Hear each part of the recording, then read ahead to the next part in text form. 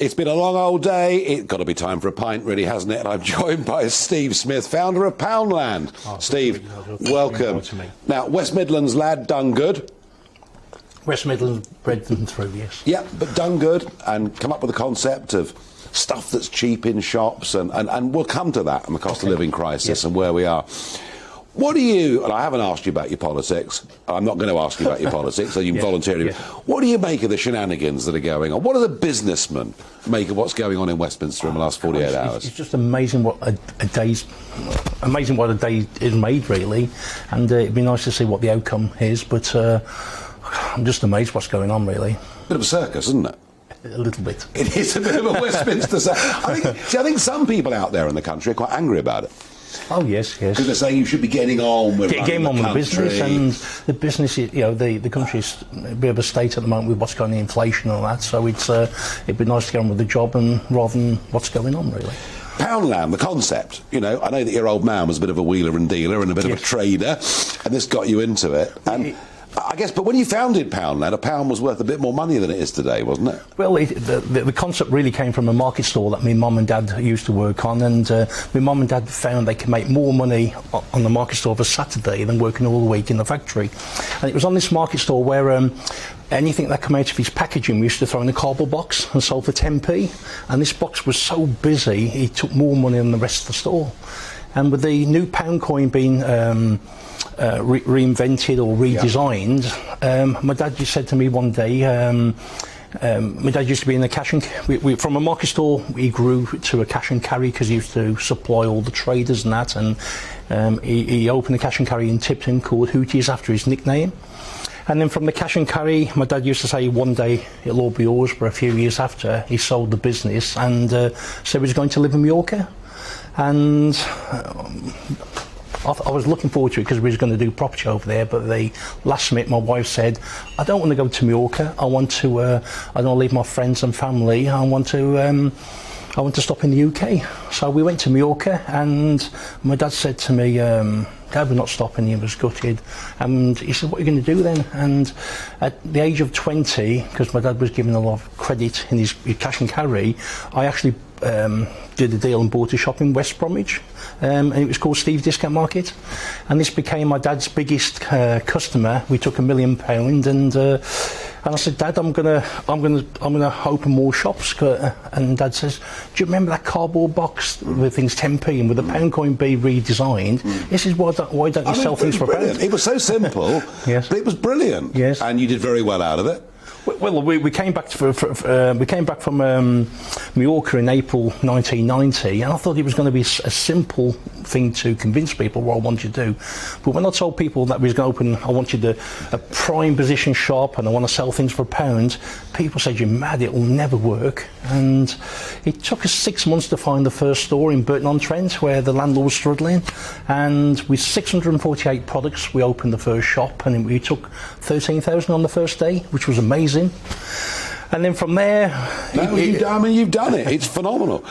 And people, London forgets sometimes that there are millions of people out there that do not have much spare cash in their wallets every week, and they want value for money. Yes. But the outlook for people is pretty tough now, isn't it, going ahead? I mean, for retailers, it's going to be very difficult, isn't it, the next year or two? It's very difficult for retailers, obviously, because obviously we've come out of Brexit and that, and a lot of the products come from abroad and the Far East and that, and the prices have gone up so much. I mean, when I used to bring stuff in from the Far East, it used to cost us about £2,000 for a container.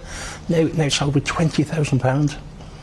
Which is crazy. And also a lot of people forget when we buy from abroad, we buy in dollars. Now, when I used to have Poundland, it was $1, almost $2 to the pound. Yes. I mean, a few days ago, $1.15 to the pound. It's never been. Yeah, a little bit more than that, but it's been below 120. And that making a real difference. Real difference on the. I mean, for me, I travel the world buying products, and we even sold golf clubs for £1 at one time.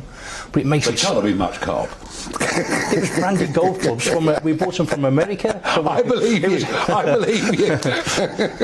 I believe you. So I travel the world finding finding the best products I could for value for money, and but now it's difficult with inflation and the dollar rate and the transport and people through the COVID getting people to work to manufacture the products to bring them into the country.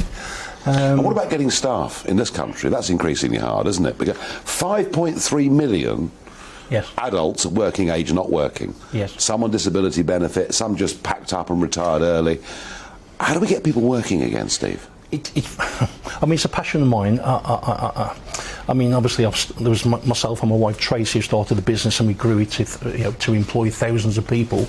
It's more and more difficult these days because in my time we had things like the YTS scheme where we bring a lot of children from school, and I've got a massive passion for kids leaving school because they get under pressure. They go to do the GCSEs and everyone says, "You're leaving school next month, what are you going to do?"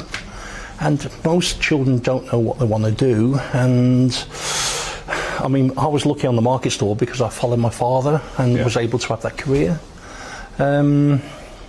But it is difficult with children these days, and especially a lot of kids I know are on the internet, they're on the games, and a lot of them working. We've got to teach them trades and skills. We've got to give them some ambition, Steve, haven't we? Well, this is. I mean, I spent a lot of time in China. It was a bit different to the government in China because they would decide we need, next year we need 100,000 plumbers, 100,000 carpenters, and at school you had to train to. I mean, I don't want to live in China, but I get what you're saying. When they come out of a school, they could do anything they want, but at least they've got we've got a to trade. You know what? We've got to do so much more of that.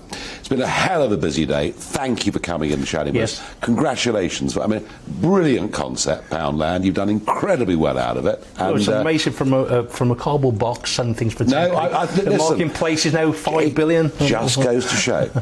Just goes to show, the simpler the concept, the better. Steve Smith. Thank you. Thank you for joining me. Thank you to all of you for being with me for the last couple of hours on this dramatic day. Boris Johnson digging in, no doubt trenches being built around number 10.